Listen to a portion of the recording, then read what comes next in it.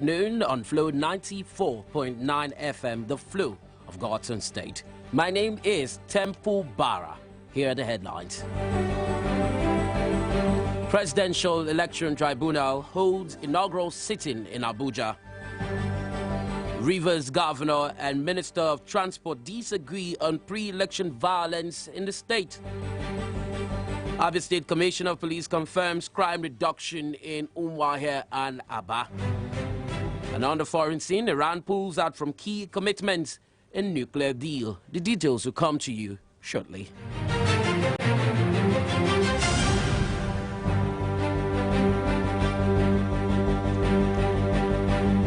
So glad you're tuned in to Flow 94.9 FM, Flow News at noon. Here are the details of the news. The inaugural session of the Presidential Election Petition Panel is ongoing at the Abuja Division of the Court of Appeal. Parties in the suit have already started arriving at the court premises. Some of them include lawyers to the petitioners Atiku Abubakar and his party, the People's Democratic Party, lawyers to the President and the All Progressive Congress, and lawyers to the Independent National Electoral Commission, INEC. Also present in the court is Peter Obi, who was the vice presidential candidate of the PDP in the general elections. Chairing the opening session is the president of the appeal court, Justice Zainab Bukachua. According to Justice Bukachua, there are over 700 petitions from the just concluded elections, with Imo State having the highest number with 78 petitions. The president of the United Nations General Assembly, Maria Gracias, yesterday met with President Muhammadu Buhari in the State House as part of the process towards handing over to Nigeria to a Nigerian as the next president of the UN.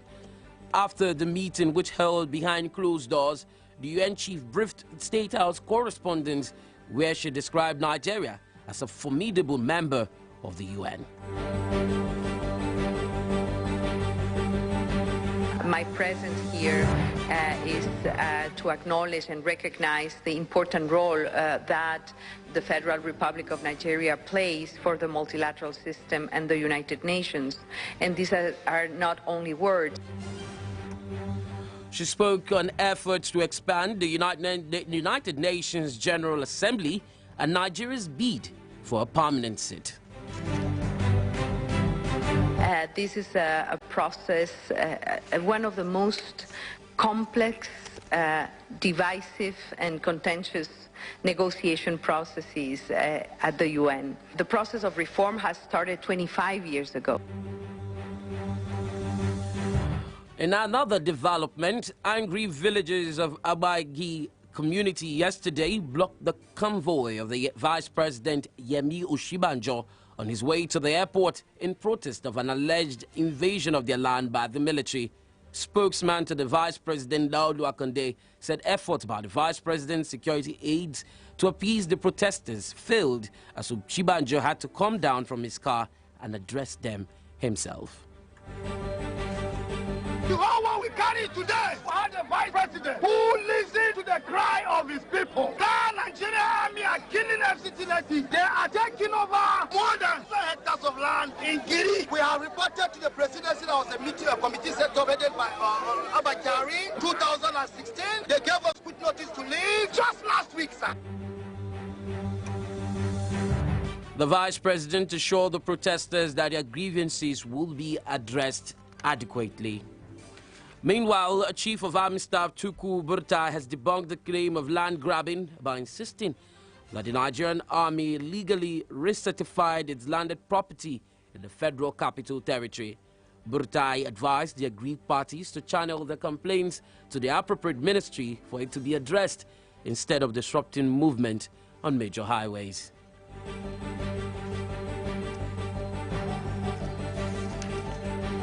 Speaker House of Representatives Yakubu Dogara believes that Nigeria's real problem was lack of leadership and not corruption, as widely claimed. Dogara, who spoke at a gathering of elected young representatives organized by the Not Too Young to Run movement, said Nigeria was plagued with a lot of challenges, ranging from being ranked as the 3rd most dangerous country of the world to terrorism, banditry, unemployment and dearth of health care facilities, among others. We want to see leaders who will hold the executive to account in performing oversight, and then also the quality of our legislation really need to improve at different levels. We talk about not too young to run. We're talking about leaders that will provide the excellent public leadership that Nigeria needs. And the burden is actually on you, and that is why we celebrate you today. But we also remind you of that burden. He noted that it is a clarion call of nation building for the youths elected into parliament in the just concluded elections to use their strength and population to fortify the nation. Acting Inspector General of Police Mohammed Adamu yesterday honored the invitation of the Senate to brief them on the state of internal security of the country. Speaking with newsmen after the meeting with the members, the acting IGP noted that the lawmakers made some suggestions which he plans to look into. We have reviewed the strategy and what putting again in order to mitigate some of the challenges that emerged again. They have appreciated what we've presented, and also they gave suggestions as to how to enhance the strategy that we said were deployed. You'd recall that a former IGP, Ibrahim Idris, snubbed several invitations from the National Assembly. Minister of Transportation Rotimi Amechi is accusing Rivers State Governor Nyesom Wike of sponsoring the violence and killings that trailed the 2019 general elections in the state. Speaking in a Monitor television interview, the minister said the PDP orchestrated the violence to win a public sympathy. Is the fact that he ran a first term in which people were killed. Today he accuses the army and just one policeman. He accuses the army because they refused to take bribe. And that election that INEC stopped the election from going on, we recorded violence at the presidential election. There was no violence at the state election, just because they stopped Wike from killing people. In his reaction, Governor Nyesom Wike accused Amechi of misdirecting his bitterness over APC's failure to install the preferred candidate as governor of Rivers State. It is not in his place to say that I should not go for second term. It is for the people of Rivers State. It doesn't matter what his opinion is. He has said before that the problem with me was that I'm from Ikwere, he's from Ikwere, and that he said he wants equity, and therefore there's no way he will be finishing as governor, and then another Ikwere man goes for governor. At every stage, you have one story or the other. Abuja State Commissioner of Police Ene Okun is confirming reduction in crime in Aba and Umuahia following the adjustment in operational time for tricycles in the two cities. The commissioner, who dropped the hint while speaking on Flow FM's security program Meet Your Police, said armed robbery, kidnapping and violent crimes have dropped marginally due to the directive. Every crime prevention strategy adopted is based on the pattern of crime. So the 7 p.m. restriction suits the situation, and it will continue for some time. I know, yes, today we can raise our head and say, yes, we have reduced this crime drastically for the past 3 weeks or 1 month now.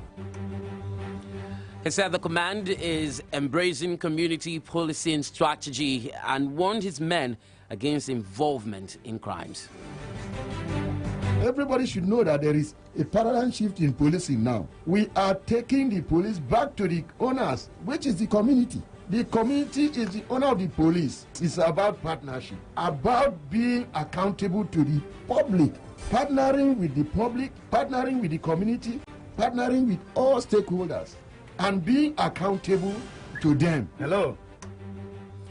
Meanwhile, a cross-section of Barrah residents in Abuja State have decried the continuous and unhindered raids of different parts of the town by armed robbers who terrorize the people. Some of the residents who spoke to the news agency of Nigeria in Aba said that within 1 month, robbers had hit Abai, Obohil, and other parts of the city unfettered. The complaint was a reaction to a robbery attack that took place in a betting office at number 18 Asa Road by St. Michael's Road, which is a few meters from a military checkpoint on Monday. Back to Umuahia, an Umuahia-based legal practitioner, Mike Ndu, is advising President Muhammadu Buhari to resolve the security challenges in some parts of the country ahead of his second-term inauguration on the 29th day of May. Speaking with Flow FM News, Ndu said the government should prioritize security to redeem Nigeria's image. His own local government is under attack. That shows also that these people do not spare anybody. So the thing that should preoccupy his attention now should be the issue of security. He should settle that first, even before he will be sworn in again. He must settle it. Because I wouldn't want to say that the security chiefs are not performing, but I think, having been a military man, he should know the best way to handle the security architecture of Nigeria. Flow News at noon continues shortly with business, foreign, and sports news. Stay tuned.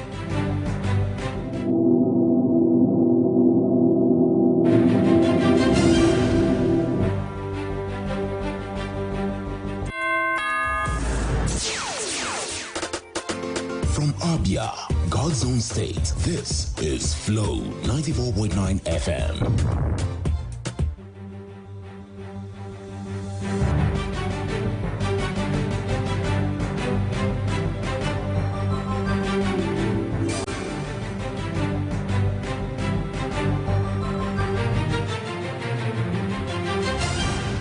Glad to know you're still tuned in to Flow 94.9 FM. Flow News at noon continues. In business, in a bid to sustain the reduced rates of criminal activities on the nation's coastal and territorial waters, the Nigerian Maritime Administration and Safety Agency NIMASA and the International Police Organization Interpol have commenced partnership in the fight against crime at sea. Director General NIMASA Dr. Petition said that the need to keep the African waters safe cannot be overemphasized, noting that it was only in a safe environment that trade can thrive. Outside the shores of Nigeria and to the Middle East, Iran has pulled out of key commitments under the 2015 international nuclear deal. This was aimed at curbing nuclear ambitions in return for sanctions relief. Iranian President Hassan Rouhani had informed the remaining parties to the deal that he would keep enriched uranium stocks in the country rather than sell them abroad. In response, French Defense Minister Florence Parly noted that the European powers were doing everything they could do to keep the deal alive, but there would be consequences and possibly sanctions if the deal was not adhered. In sports, the Super Falcons have arrived at Abidjan, Côte d'Ivoire, ahead of the second edition of the Women's Waffle Cup of Nations. The players and the officials left the Nnamdi Azikiwe International Airport, Abuja, yesterday and will confront Burkina Faso in their first Group B game on Thursday. The team is using the competition as part of preparations for the 2019 FIFA Women's World Cup in France.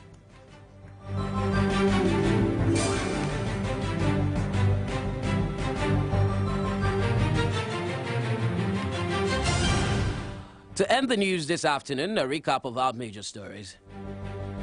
The inaugural session of the Presidential Election Petition Panel is ongoing at the Abuja Division of the Court of Appeal.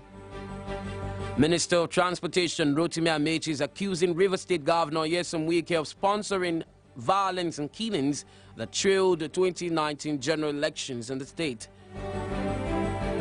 We also told you that the Abia State Commissioner of Police, Enokun, is confirming a reduction in crime in the cities of Aba and Umuahia. And on the foreign scene, we brought you a story that Iran has pulled out of key commitments under the 2015 international nuclear deal, which was aimed at curbing nuclear ambitions in return for sanctions relief. Thank you for being with us. Remember that security is everyone's business. Provide useful information to security agencies to ensure your security.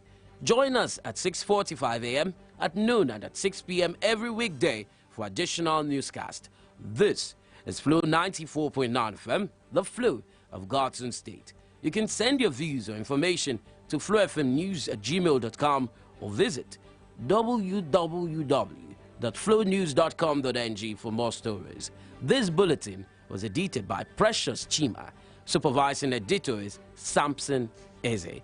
My name is Temple Barrah. Thank you once again for listening, and continue to have your dial locked on to Flow 94.9 FM. Have a great afternoon.